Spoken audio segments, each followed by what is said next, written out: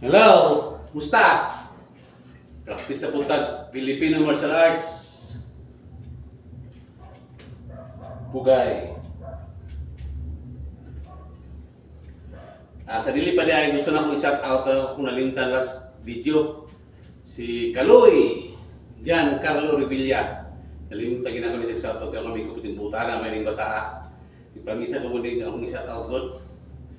By the way, before ta magbalik og practice aning atong isugdan nga redunda, ato sang tun-an o istoryahan nganong niabot ang arnis. Unsay punuan aning tanan o asa nga nitaman karon ug unsa nang tawag ani niya karon ug unsa ni siya sa tung una. So, mayo ani lingkuran tani para maklaro ni. Actually, wala gyud saktong panahon o record nga nagmatuod kung kanus-an nagsugod ang martial arts sa Pilipinas.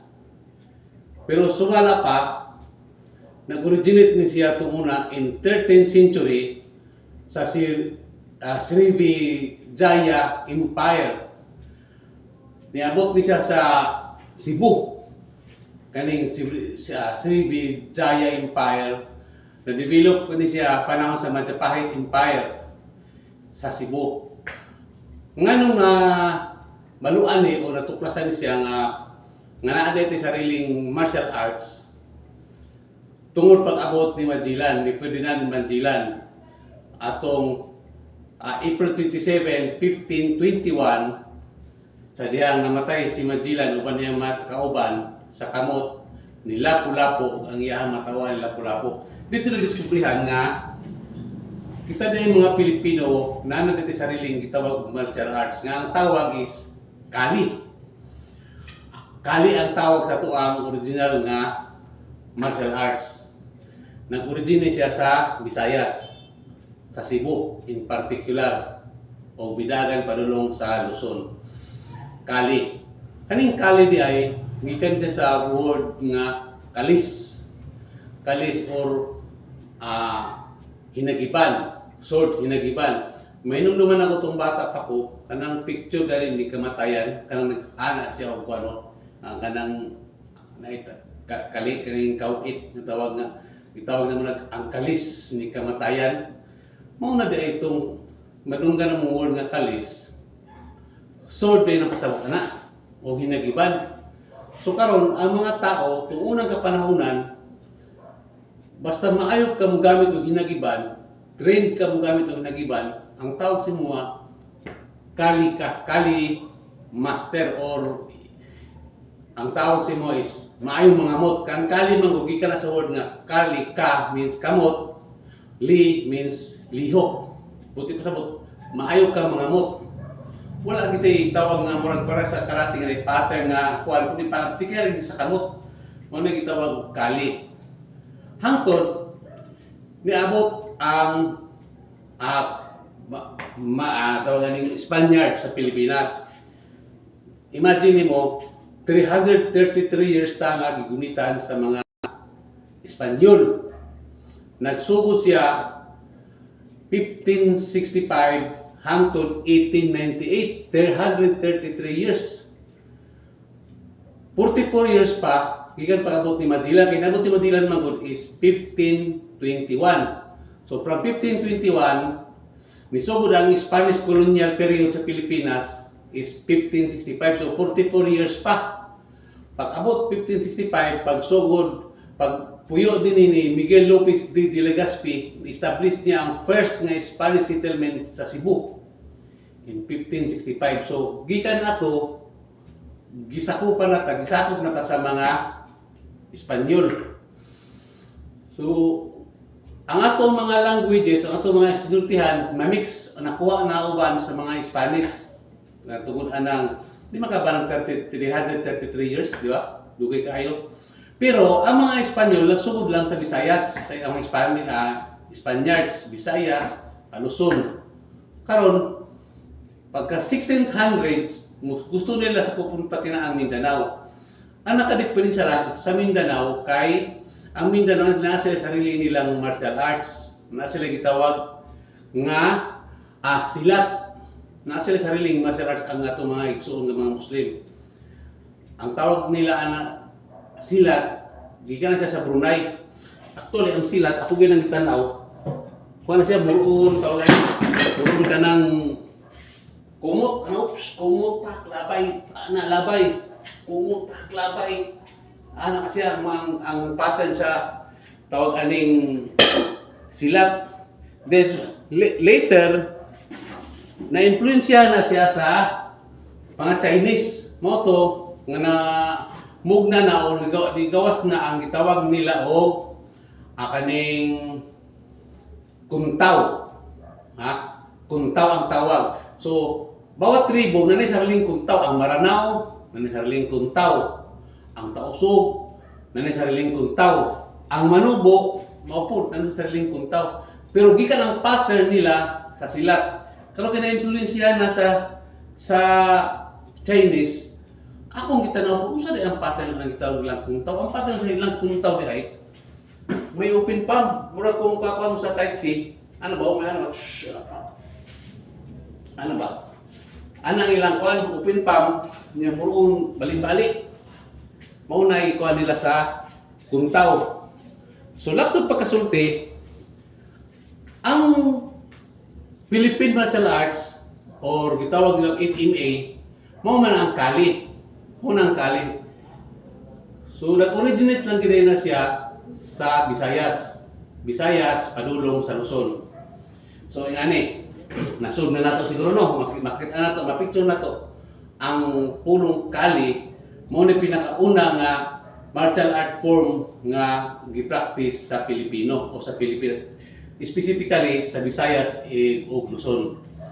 So karon ani nganong na may eskrima sa sulod sa 333 years nakita sa Spaniards nga pwede magamit ang Pilipino karon panglaban. Siguro gusto nila ilaban ta sa tawag aning sa Mindanao dinhi sa tuwa ang Visayas ba ilaban sa Mindanao. So ila karon kaning gitudluan nila karon og esgrima, ha? Ang tawag is esgrima. Kung sa pasabot esgrima, ang esgrima da is fencing. Fencing ba ana? Nya kan lagi mga Bisaya lagi gahay kayo og kuan, gahay kayo dila. Imbis nga esgrima, ang tawag nila eskrima. So, muna na digaw ang word nga eskrima. From the word esgrima, which is means fencing. Fencing ba? Fencing. Itong fencing nila ba? Panganaan ko sa manikon sa Spaniards ba? Fencing. So, karon migawas na ng word nga eskrima. So, gitawag na nila na ilang sarili o eskrimador. Di ba? Gikan sa word nga esgrima, kay dila lagi. Bisaya kay dako. Gitawag nila na karon eskrima. So, karon eskrima. Eskrima na. Nya kay maay man lagi mga mo, kay gikan mo sa kali, maay nandaan mga mo mga Pilipino.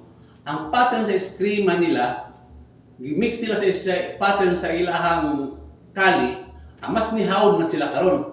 Hawd na karon Pilipino karon mangiskrima. Eskrima to mitawag anak nila.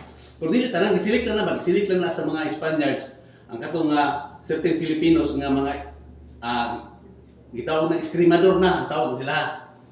Karon siguro kani kay based man ko sa akong research, nakita siguro sa kanang mga Spaniards nga threat naman ang Pilipino tungod sa maigid mga mot. So, ang gibuhat karon sa mga Spaniards ilan na karong gibawalan ang mga Pilipino nga mogamit og armas. Ani na. Unsa man karon ang Spanish word sa armas? Ang Spanish word sa armas is arnes. Arnes. A-R-N-E-S. Arnes. Ang di anong bisayang kahit dila. Karon, bawal na magdala og kuan. Magdala og kanang kampilan. Kampilan maging ang pinakamin sword, armas sa Pilipino ba? So bawal na magdala kampilan, gibawalan na. Pero how ba kayo mang-scream ang mga kuan? So ang gibuhat nila, nagkuha sila stick. So dili man masita. Kitawag nila karon ang stick og arnis. So pag yung sa kuan, yung sa kadang Spaniards, siguro unsa na siguro sa ato. Unsa na? Stick arnis. Arnis no problema. Na siguro ba. Pero mo na tong gitawag og arnis tong stick. From the word arnes nga means pasabot armas. Bigawas karon ang arnis. Kuan makiliti ba kay Pilipino? Dito nila gikuan, na nila sekreto nga mga pag-practice anang pinaag sa stick. Nga gihimo nila og arnes, gihimo lang arnis, stick na. Mo na karon nga nigawas ang pulong arnis. Nigawas ang tawag nga arnis nga stick. Nagserve na kanya na niya gikan sa word nga tali, which is mo na pinaka-pattern gyud sa tuwang martial arts nga sundan nato karon, gihimo nato karon og Filipino martial arts o FMA. Hangtod nga natawag na nanigawas nga eskrima o eskrimador tungod sa word nga esgrima nga buti sa fencing. O hangtod karon gitawag nila mga sarili karon eskrimador. Pero pagkauman nila nanindaghan na kay eskrimador. Hangtod niabot na sa punto, niabot ng 333 years. Niabot na ang Treaty of Paris. O ato nga time niya ng mga Amerikano, nihawa na ang Spaniards o mga Espanyol sa Pilipinas. Gibuhian na nila in 1898. So, sa nanitabo, daghan namin natunan ang mga Pilipino para kali, hangtod sa eskrima, so daghan na kayo ang mga martial art artists. Ang gitawag nila og mga grandmaster. Pati lang daghan ang grandmaster karon sa Cebu. Nahitabuan ang panahon na. So, unsay nahitabo? Kaya daghan na grandmaster, daghan na karong eskrimador, ang nahitabo, sa sunod video na ito na istoryahan. Diba? Okay ba? Sa karon, ato sa itong iputol para nindot ba? Para nato kayo anong istorya po sunod. I-review lang sa nato. I-review ninyo nga itong ibang video nga katong strikes o Redonda. Gikan sa Short Redonda, paingon sa Long Redonda. I-review ninyo na. Kaya sunod ato lang isumbay ang ikaupat o katong tawag o galing reverse Redonda. Sige ha. So, hangtod sunod video na po. Ayos? I-share para na kayo makakita. Salamat!